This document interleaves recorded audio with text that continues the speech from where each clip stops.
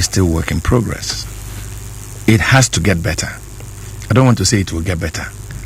It is a compulsion that it gets better. Because if you look at our electoral process, and I'm glad when you were giving your preambles that report indicted the politicians, indicted the parties, indicted the security agencies, and indicted INEC. That's the proper thing.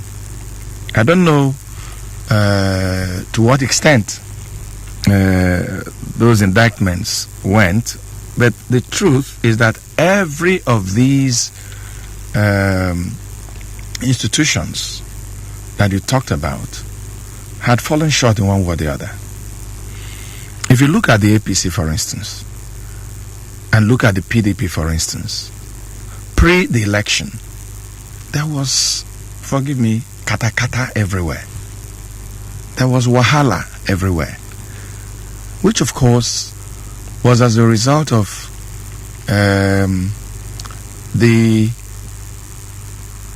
kind of indiscipline, the kind of lawlessness, the kind of anyhowness, anything goes kind of approach to even the nominations.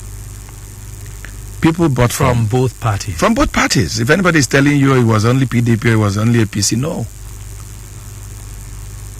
People's rights were eroded in the nomination processes, the primaries, and I'm sure that even as a journalist, reading your news right here, you saw all that.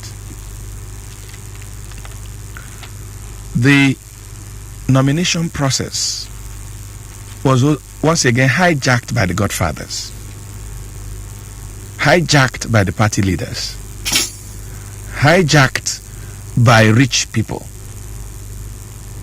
So from that angle, you know that there's something wrong.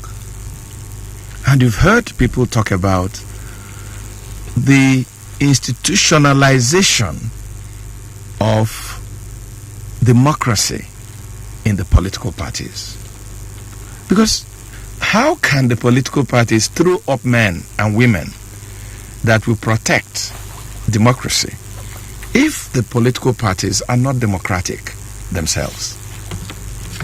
In Zamfara State, for instance, you saw what the courts did. I was going to go there. The there. APC won an election. But the courts are saying there was no primary. Or the primary was not done the way it was supposed to be done. There were irregularities in the primaries. Irregularities. And a whole state where a party had won governorship, National Assembly positions, the state assembly positions, was upturned, and another party benefited because of that brigandage. The same thing goes for River State. For River State, and then you have pockets of that kind of a thing within the PDP and within the APC. So that tells you that even at that level, there was a problem. Okay, if you leave that point and you talk about INEC, there's a problem. If it was foolproof, if it was without problems, people should not be in court. Sure. So it will be foolhardy for anybody to be saying that it was all good. If you go even to how the security operatives discharge themselves pre, on, and post-election, we've already seen reports where even the security forces are saying that, oh, we did not get this right, we did not get this, and then there are complaints. In River State, for instance, the governor of River State, even on inauguration, they're still accusing SARS and the Nigeria police and military men and all that for this and that. They were going to hijack. Of course, you saw the hundreds of people that died across the country because of the election. Okay? So if you go to INEC, there are issues. So I think that what we saw also coming out from the presidency I think is the right way to go. Of course, they didn't accept hook and sinker, everything that EU said. But I think in their wisdom, they know that our electoral process is work in progress. And for me, it's the problem with our electoral system that is still making a lot of things very difficult in our country. And why do I say that? We, the people of Nigeria, we, the ordinary Nigerians, are still not able to say, Peniel, you did well in the last 4 years, and we want you back for another 4 years. They do that, they vote. And their vote does not count. The elections are rigged. The elections are circumvented. So you feel now that the 2019 election, people's votes didn't count? I can't say it didn't count 100%, but in a lot of places, it did not count. Can you say that as a Nigerian, you are able to use your vote to say, Mr. A, you did not do well. We have resolved among ourselves, based on your performance, that you're not coming back. Is it effective? In a number of places? I'm not talking about APC, I'm not talking about PDP. I'm talking about Nigeria. It is that inability of citizens to freely deny somebody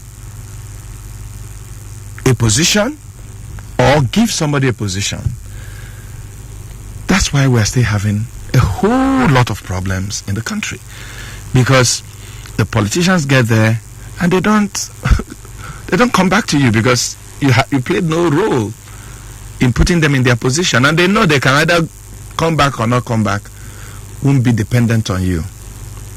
So we need, by compulsion, we need to get our electoral system right. That will take us now to the 9th Assembly. Looking at the 9th Assembly the way it is now, a whole task is ahead of them. We're talking about electoral bill that was rejected by Mr. President in the past in the 8th Assembly. Now we have the 9th Assembly. Of course, Mr. President have come out, Lawan have come out to say they're going to work harmoniously with the executive. But most Nigerians are saying this 9th Assembly, they see them as puppets, or more like rubber-stamped 9th Assembly. Do you agree with Nigerians who are of this opinion? Okay, before I talk about whether I agree with them or not, first of all, presented programs, spoken to the best of the best in the country. There are very few people I have not spoken to in Nigeria. Had them in programs and talk. So, what am I saying? Talk is cheap. Every Nigerian, including the woman at the junction selling corn, can come and say the same things I'm going to say here this morning, or I am saying here this morning, because we all know what the problems are.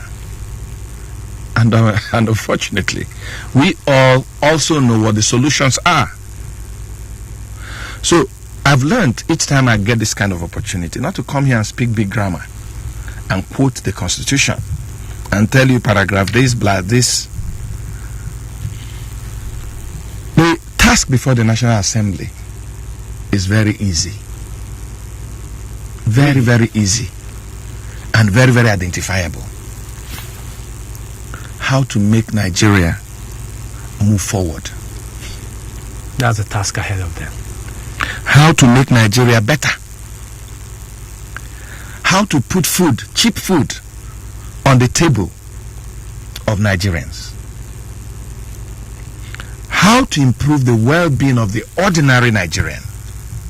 All that grammar they are going to speak for the next 4 years. These are the things they need to do. How to make our education more qualitative.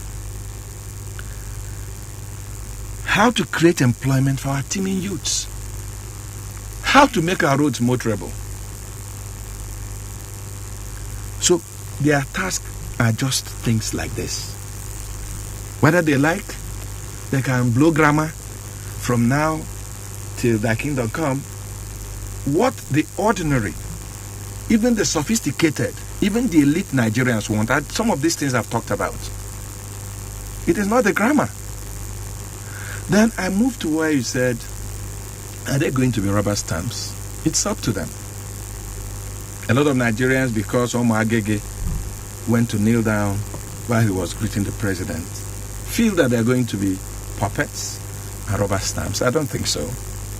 I think Omo Agege was too excited about winning the deputy president of the Senate with his background of being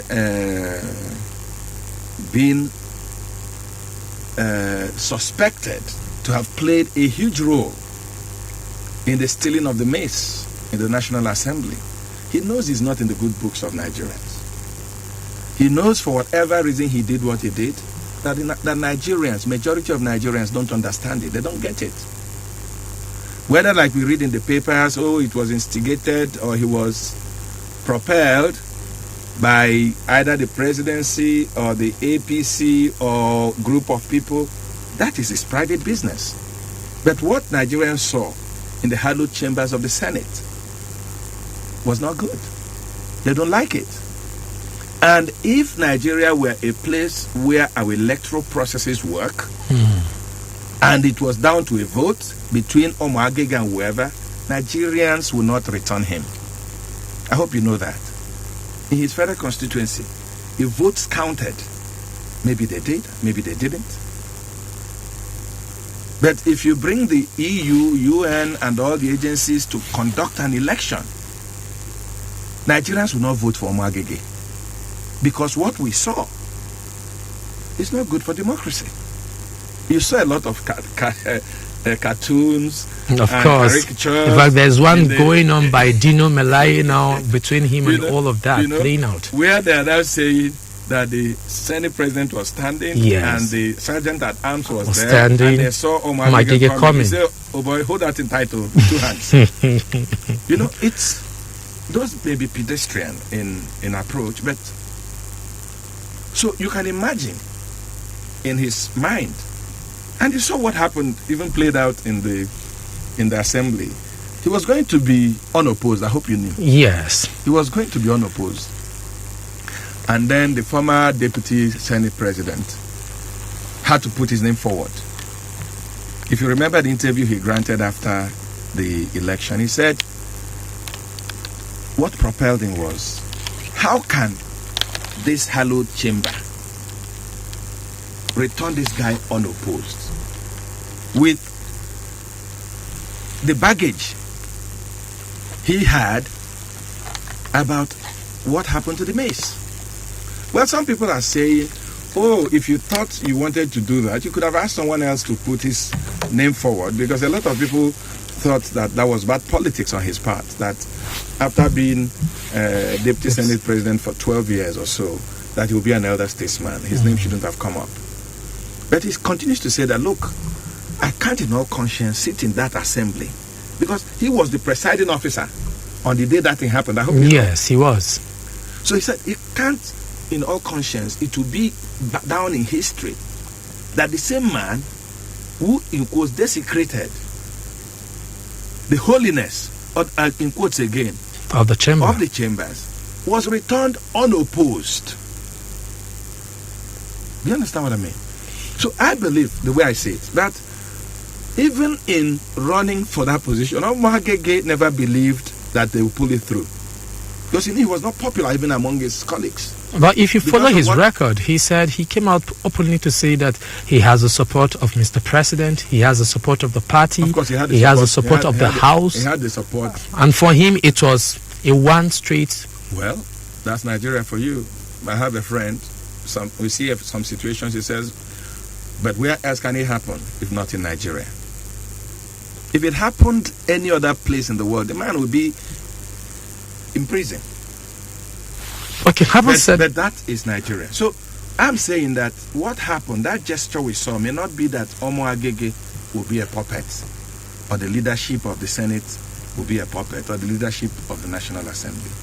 We have a lot of distinguished Nigerians in those chambers, I must confess. How they discharge themselves is up to them. They took an oath. On that first day, 3 things happened. Election, I think 2 things happened. In election and inauguration, where they took an oath. Even though a lot of Nigerians are saying we should go to our villages and bring the big juju that we know, that's what they should be swearing to. They seem not to mind the swearing with the Bible and the Quran. Now, a lot of Nigerians think there should be some instantaneous judgment from this. So they took an oath, and these are, a lot of them are honorable men. I believe that the experience we've had as a country is making it, very important for a lot of Nigerians to go and do the right thing wherever they find themselves. We've not done well as a country in terms of in competition with other countries, where you put us, alongside other countries. When you look at small countries like Rwanda, a few years back had a civil war, not even worse than the kind we had, and they are making progress progressively. So I believe that whether they are going to be puppets or not depends on them, but they know Nigerians will be watching and judging them. No matter how they twist us with circumventing our collective will in terms of elections, Nigerians are becoming more aware. Nigerians are becoming more conscious. Nigerians are understanding that, look, as long as we bring these people back the way they like and no challenges, nothing, then Nigeria may never get better. It is still The Podium, your most preferred program on policy, strategy, and good governance. And of course, I'm not alone in the studio this morning. I'm with Mr. VinMartin Obiora Ilo. He is the CEO and principal consultant of Signature Communications Limited. He's not just that, he's a media and development expert and also a politician. Good to have you again, sir. Thank you. All right, Abuja, we've been talking on the 9th Assembly and the challenges ahead of them. And my guest, of course, he decided to pencil down some things. And he said for him, that is what the 9th Assembly have ahead of them to deal with. In a situation where you don't have food as a country, there's no security, what else are you going there to do other than just fix all these things and let the common man in Nigeria enjoy the benefit and dividends of good democracy. And we talked about the 9th Assembly, looking at them to be puppets. People have said they'll just end up as puppets in the hand of the executive, and also they'll just rubber stamp whatever is sent to them from the executive, and we get going as a country. But he has actually given us a different angle to it. Now, taking it further now, we have so many, like the 8th Assembly, they've been commended to have passed the most bills in Nigeria. And then, of course, their bills have been one of them that have been rejected by Mr. President. And if you look at it, from the moment the 8th Assembly started running, they started having conflict with the executive. If you flash back in the days of the PDP, we never heard of any discussion between the legislative and the executive. Our budget came up and it was passed in time. But when the APC took over, the same APC budget was delayed before they could pass it, and all of that, they had fracas until the 8th Assembly was dissolved. Now we're having the 9th Assembly. And looking at it, that's why I asked that question: would they be seen as puppets or seen as rubber stamp to everything that Mr. President will be saying? Now we're looking at the 9th Assembly now. Okay, first of all, you were not very correct when you said that when PDP held sway, that our budgets were passed on record time. It never was. But we had not like passed on record time, but we had the delay wasn't as much as that of the APC. Well, there were challenges too between the executive and the legislature. If you remember, during Obasanjo's era, And Okadibo? We had more than 5 Senate presidents. It was because of those altercations. Okay? So it has always been there. Everywhere in the world, there must be altercation between the legislature and the executive. In the United States, as we speak, you have those disagreements. It is not alien. It's not anything wrong. Because don't forget that one is checkmating the other. So there must be, if something is not going right, if you were watching the international stations yesterday, you would have seen Pelosi, the Speaker of the House, at interviews. You would have seen Trump, attacking them and all that. You've heard talks about should they impeach Trump or should they not. So those things are normal in a democracy. But the problem with Nigeria is that it's out of hand. All the politics of the 8th Assembly, when the APC said the leadership was hijacked by members of APC, hands in gloves with the PDP, to the point that the unusual happened.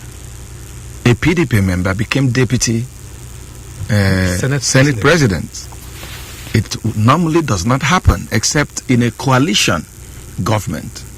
In a government where there's a kind of agreement between the opposition and the government in power. So we saw all that and all those frictions. I don't want us to waste too much time on it. There's this PR approach to the performance of the 8th Assembly, where they're now telling us they passed the most number of bills in the history of Nigeria and all that. As they say where I come from, after Joseph Goami, we're in boot today. After they passed all the bills, the number of bills that have never been passed in Nigeria, is the life of the ordinary Nigerian better? That is the summary. But I don't want us to waste time about or crying over spilled milk. That's the way they say it. The 8th Assembly is over. A new one is here. And thank God Almighty, the APC got all they wanted. The Senate President is APC. His deputy is APC. The Speaker is APC. The deputy is APC. So APC is in charge. Now let's see how they do the dance. Let's see how they address the problems of Nigerians. Let's see how, now that they have everything they want, how there will be no hitches, there will be no hiccups. All the bills will come and go, and the president will sign. The budget will come at record time. If that doesn't happen, what reason will they give us? No reason. So that was why when you say, so the appropriators say, it's up to them. Because everything they want, Nigerians have given them. All right. So, is it not their duty now to look at specifics?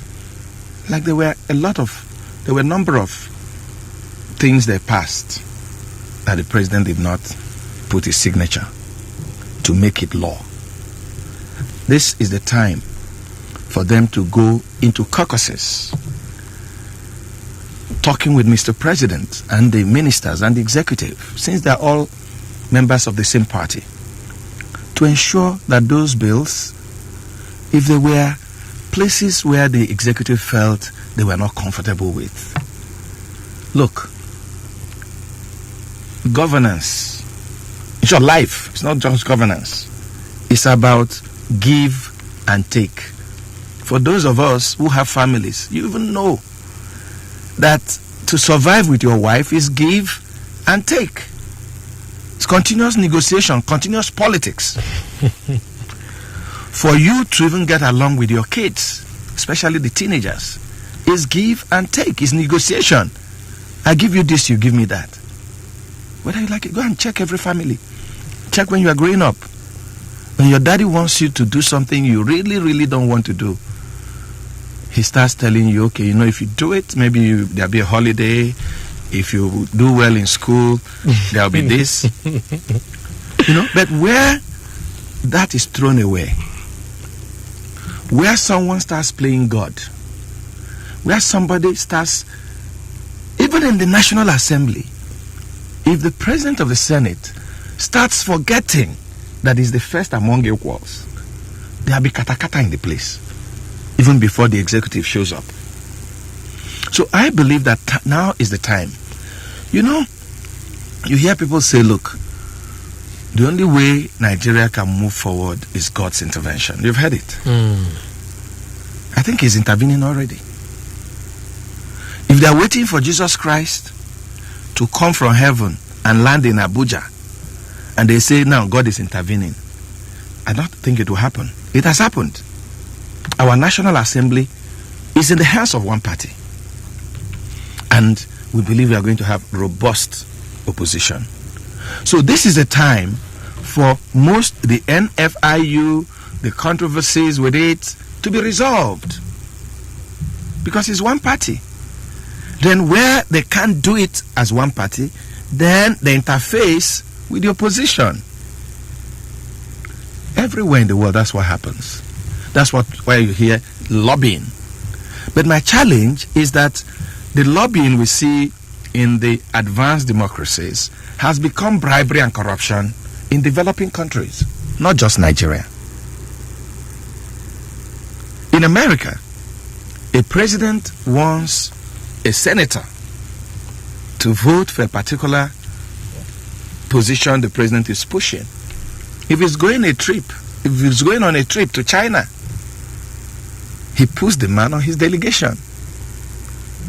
Because for them, that his senator or his congressman is traveling with Mr. President raises his profile. It's an honor for him also. He gives the impression that while they're in the plane, he can whisper, Mr. President, the power plant.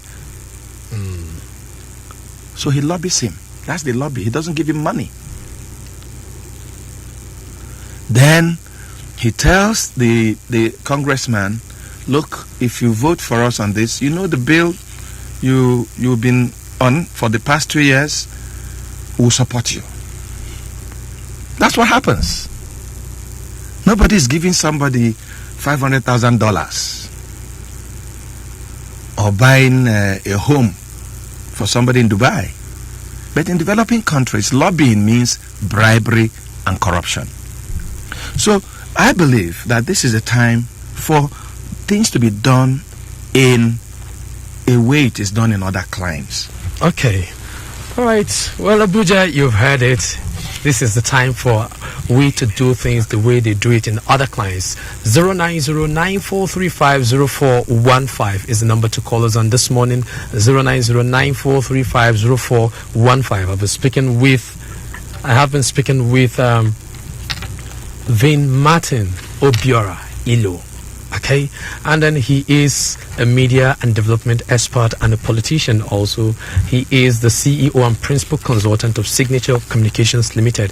He's been quite deep for me this morning. So Abuja, it's time to call 09094350415. Let's have your own thought on this discussion we're having this morning. We're looking at the Ninth Assembly, the challenges ahead of them. How do they make or better the lives of Nigerians? And of course, he has rightly pointed out, Nigerians, all we need is food. Put food on the table of a Nigerian man, provide him with light, provide him with security, and off air we said Nigeria is one country that we don't demand so much from our leaders. If you can just provide this for Nigerians, be rest assured that you've bought their heart over.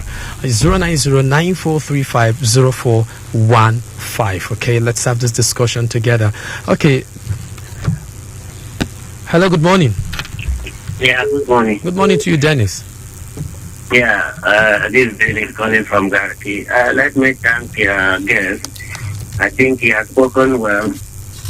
Yes, on my own side, I think I truly agree with him that Nigeria is not after too much drama. What Nigeria is after is put on their table. And so many people are talking about the new National Assembly. Hello, Dennis. Okay, I think the network went up there. 0909-435-0415. 0909-435-0415. Hello, good morning. Yeah, hello, good morning. Good morning to you. Welcome to the podium. Your name and location, please. Okay, my name is Francis. Actually, Okay, go ahead, Francis. okay, I think I definitely agree with the man on the stage. Because one thing I found out about our representatives is the fact that they go to the house just probably to have a name and enrich themselves. Some sponsor you so that they could hear that, okay, this also senator sponsors also bill. Just like the 8th Assembly say, they'll tell you they sponsor the most bill in the history of Nigeria, but just like the man on the stage said, how are you people? Hello? Hello?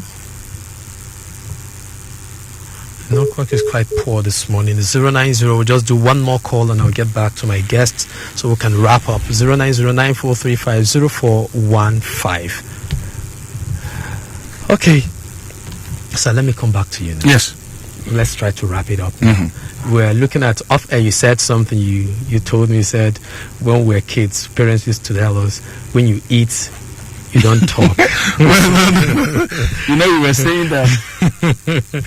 You were saying that a lot of people that criticized a lot of things going wrong in the country. That when they get elected or get into positions, they start saying something else. So I put a joke. I said, our parents told us growing up that when we are eating, we should not talk. So what happens is that these people have gotten into those positions and they started enjoying those things they were criticizing from outside. So they can't talk anymore because they are eating. So that's what you see.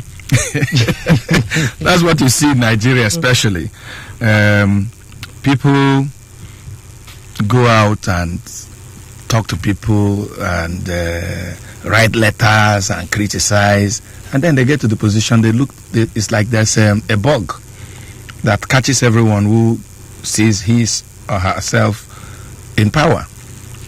But let me, since we almost concluded, it's important I say this.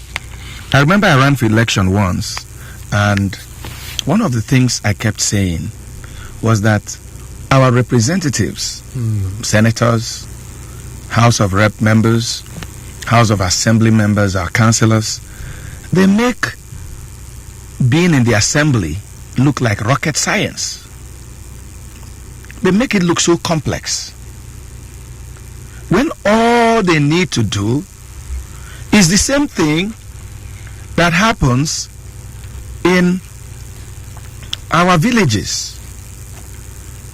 If you have, let me use, I'm an Igbo person. So we have what they call Omonna. That is your family, they call it a kindred. Kingsman. Or kindred or something. And we say, Peniel, please, we've had our meeting at our hamlet. Peniel, go to the meeting of the Nzes or the chiefs and tell them this is our position. And if they are going to construct a new road, make sure that the amount they tell us to contribute is not much more than the others. And also tell them that the masquerades are disturbing our women when they are going to market. Farm or market. And that animals are destroying our crops. That's what we have done with these people that we sent to Abuja. To go and represent our interests. It's nothing different from asking you, Peniel, by your own Monna or your kindred, to go to the larger meeting and represent their interests. In that village, you're not going to go there and tell them that, give me bribe, give me some money for me to represent my people. No. You see, I said that we have very distinguished Nigerians. It pained me, hurt me. I felt like crying when, during the build-up to the selection of the principal officers, we were hearing things like, this person is bringing $500 or $500,000 or $100,000. And I asked, to give who?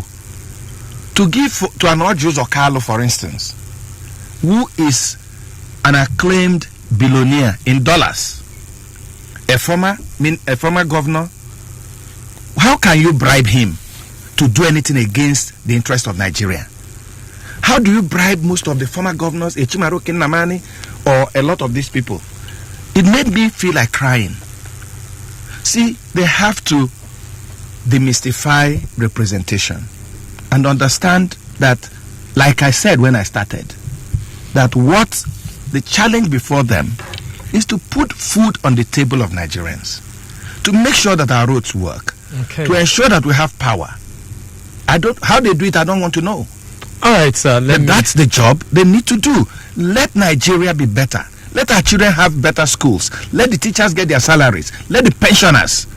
That is well-being of Nigerians, not individual interest, not PDP interest, not AP's interest, not the speaker's interest, not Buhari's interest, not Lawan's interest, but the interest of you and I and the rest of Nigerians. All right, thank you very much. Abuja, I've been speaking with Mr. VinMartin Obiora Ilo, and he's been quite impactful for us today on the podium. Thanks for joining us, and that will be all for today on the podium. Thanks, we couldn't take much calls again, and thank you very much again for coming, sir. Thank you, sir. All right. Okay, Abuja, see you again. Bye-bye.